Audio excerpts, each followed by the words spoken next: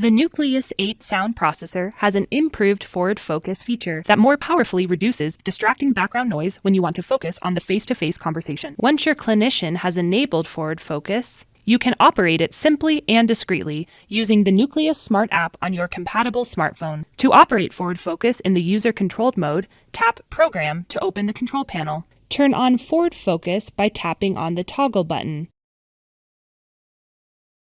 If you can't see the forward focus option, talk to your clinician. Using forward focus in noisy places like restaurants, parties, and conferences may help you to better hear and enjoy the conversation.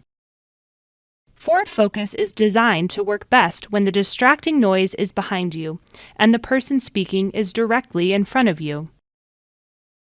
Remember to turn forward focus off when you move to a quieter location. For more information, visit our website.